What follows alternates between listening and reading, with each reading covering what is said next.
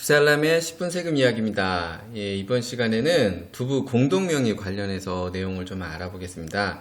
부부 공동명의 뭐 하시는 이유는 여러 가지 이제 절세, 효과를 이용하시려는 부분이 좀 많은데, 이제 그 관점에서 한번 취득적인 측면하고 보유할 때, 보유 당시 측면하고 나중에 양도하게 되죠. 양도할 때 이렇게 측면으로 해서 세 가지 경우로 한번 나눠서 말씀을 드려보도록 하겠습니다. 이번 시간에 이제 다루는 내용은 부부 공동명의 세금 절세 측면 관련된 내용을 좀 다루는 거고요. 부부 공동명의 할 때 가장 유리할 수 있는 거는 일단 분양권 상태, 잔금 치르기 전에 분양권 상태에서 부부 공동명의를 한다거나 주택의 이제 취득 시점, 이때 이제 부부 공동명의를 좀 하는 게 유리합니다. 이 취득 시점이라는 건 뭐냐면은 잔금 치르기 전에 이렇게 취득하는 걸 좀 말씀드리는 거고요. 그리고 이제 만약에 1주택 조건이나 1주택 비과세 조건에 해당될 때나 2주택 조건에서 이제 세금을 절세하기 위해서 부부 공동명의를 이렇게 검토를 하게 되는데요. 이럴 경우에는 유불리 검토 후 이제 진행이 좀 필요한 겁니다. 무조건 부부 공동명의 한다고 유리하다는 건 아니고요. 그 부분은 뭐냐면은 취득세 측면, 그리고 이제 보유기간이나 징여세 등을 좀 고려해야 된다는 거죠. 물론 부부간의 이제 징여는 10년 이내 6억까지 징여공제는 가능한데, 이 부분도 이제 해당이 되면 좀 고려가 돼야 되고요. 보유기간을 검토해야 된다는 건 뭐냐면은 부부 공동명의로 이렇게 명의를 이전하게 되면은 그 기간, 이전한 기간부터 일단 보유기간이 이제 책정이 되기 때문에 그 부분 검토가 좀 필요하다는 겁니다. 앞서 말씀드렸지만 이제 취득 측면하고 보유 측면, 양도 측면 이렇게 좀 다뤄보도록 하겠습니다. 먼저 부부 공동명의 이제 취득세, 그러니까 취득 측면을 한번 알아보겠습니다.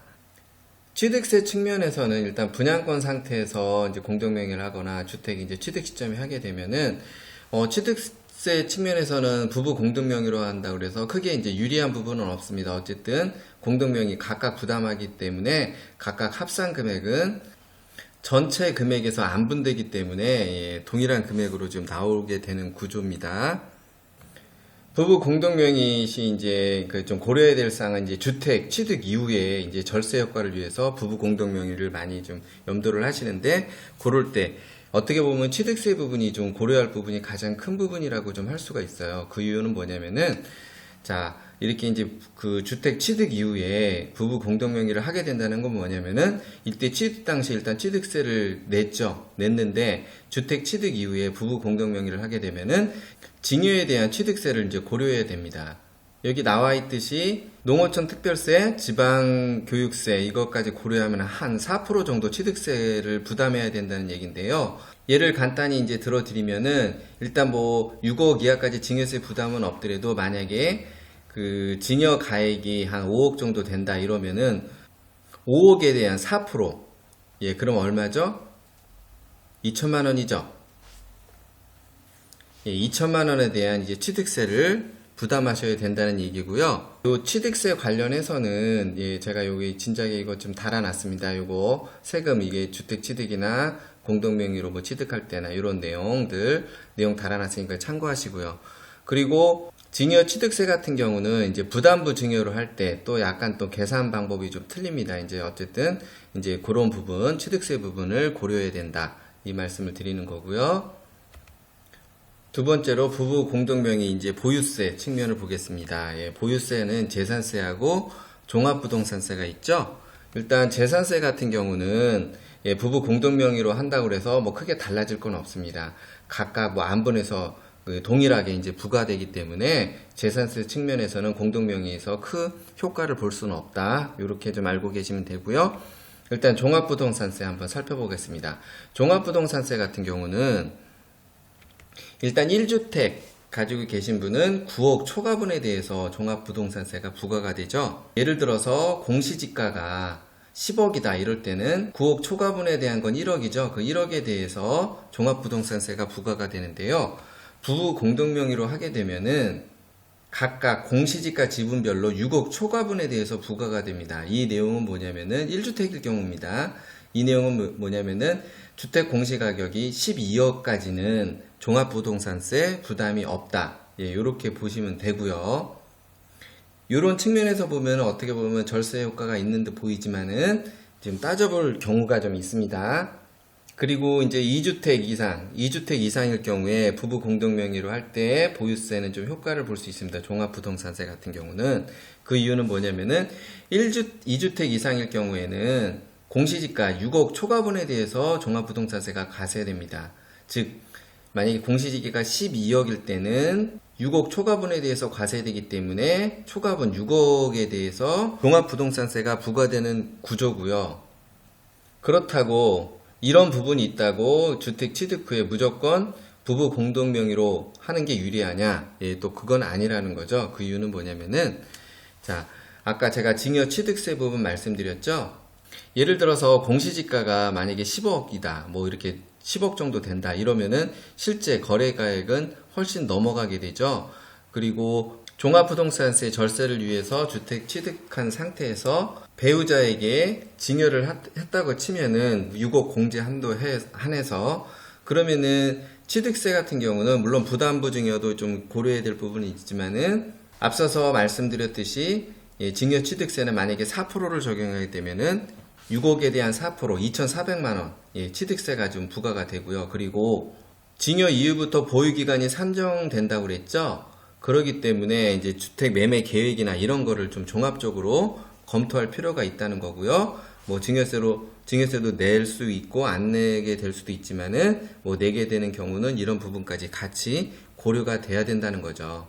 이렇게 돼서 분산 효과가 있어서 종합부동산세 뭐 절세 효과가 있다고 그래도 이 취득세 이런 부분을 이제 고려하게 되면은 오히려 종합부동산세 내는 것보다 취득세 부담하는 금액이 더 클 수 있다는 겁니다. 그래서 이런 것도 종합적으로 판단해서 진행을 할 필요가 있다. 그 말씀을 드리는 거고요.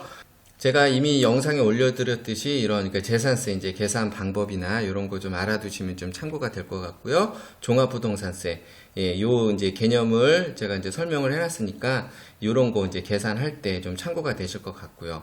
그리고 이 부분은 뭐냐면 2019년도 종부세 좀 인상이 된 게 있죠. 그 내용 제가 좀 다뤄놓은 거 있으니까 이 내용도 참고하시면은 부부 공동 명의를 하는 게 유리한지 오히려 안 하는 게 나은지 이런 판단을 하실 때 어느 정도 도움이 되리라 봅니다.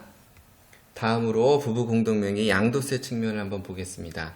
일단 비과세 조건에 해당이 되거나 비과세 조건이라도 9억 초과분에 대해서는 양도세가 부과가 되죠. 이런 부분에 해당하게 되면은 굳이 부부 공동명의를 안 해도 크게 이제 불이익은 없습니다. 오히려 이런 조건에 해당될 때 앞서서 말씀드렸듯이 취득세 부담이 더 있을 수 있다는 거죠. 그리고 이제 부부 공동명의 할 때 또 특히 유리한 거는 그 양도세 측면에서는 2주택 이상 조건으로 매도할 때입니다. 뭐 일시적 2주택 이런 조건은 아니고 이것도 이제 비과세 조건이니까요. 2주택 이상 조건 매도할 때 당연히 유리한 부분이 있습니다. 그 이유는 뭐냐면은 양도소득세를 계산할 때는 여러 가지 뭐 필요 경비를 빼주고 그리고 또 이제 기본공제 항목이 들어갑니다. 연간 1인당 250만원씩 이렇게 공제가 되는 부분이 있거든요. 그래서 부부 공동명의를 하게 되면은 각각 250만원씩 이제 공제 효과를 볼 수 있기 때문에 유리한 측면이 있고요. 양도세 측면에서 또 과세 표준이 나오게 되는데 그런 세율적인 측면에서도 유리한 부분이 있습니다. 지금 간단하게 예를 들어보면은 공동 명의 없이 일단 단독 명의로 예를 들어서 과세 표준이 8,800 정도, 이제 요 정도 선에 나왔다고 이제 치면요. 이 구간에 걸리게 됐다 치면은 24%의 세율을 적용하게 되는데요. 만약에 이제 이런 구조에서 부부 공동명의로 만약에 매도를 하게 되면은 각각 지분별로 양도소득세가 이제 책정이 되기 때문에 50대 50으로 부부 공동명의를 했다. 이럴 경우에는 이렇게 각각 소득이 좀 분배되는 효과가 있습니다. 8,800이라고 했을 때는 4,400 정도로 이제 줄어들게 되죠. 줄어든다는 거는 이렇게 이제 세율 구간이 좀 더 낮아지게 되는 거죠. 그래서 이것도 양도세, 절세 측면에서 좀 도움이 되는 거고요. 그렇지만 이 부분 또한 제가 또 계속 앞서서 말씀드렸듯이 일단 취득 상태에서 이렇게 그 공동명의로 했을 때 그 증여 취득세 있죠? 이 부분하고 지금 보유기간도 제가 말씀을 드렸죠. 보유기간은 증여 시점부터 배우자의 보유기간은 그때부터 또 산정이 되기 때문에 주택 매도 계획 등 이제 그런 거를 좀 복합적으로 좀 같이 검토가 필요하다는 겁니다. 유불리를 이제 따져서 좀 진행할 필요가 있다는 거고요. 보통 이제 이런 부분을 잘 모르고 이제 세무사님이나 이렇게 상담을 하게 되면 당연히 부부 공동명의로 하면은 유리하다고 얘기하겠죠. 그런데 이렇게 이제 복합적으로 따져서 이렇게 얘기해 주실지는 일단 그때 상황을 좀 봐야 될 거고요. 매도 시점이나 그런 계획 등을 좀 고려해서 유불리를 따져보고 진행할 필요가 있다는 겁니다. 참고로 지금 제가 영상에 계속 달아놨습니다. 양도소득세 계산 방법하고 그리고 9억 초과분 계산 방법 그리고 2020년 이후에 이제 거주를 하고 거주 안 하고 팔았을 때 양도세 부분하고 조정 대상 지역 양도세 이제 중과되는 게 있죠. 뭐 2주택 조건, 3주택 조건 이런 내용도 제가 좀 달아놨으니까 이 내용들 보시면은 부부 공동 명의를 고려하고 계실 때 좀 유불리를 어느 정도 가늠해 보실 수 있으리라 봅니다.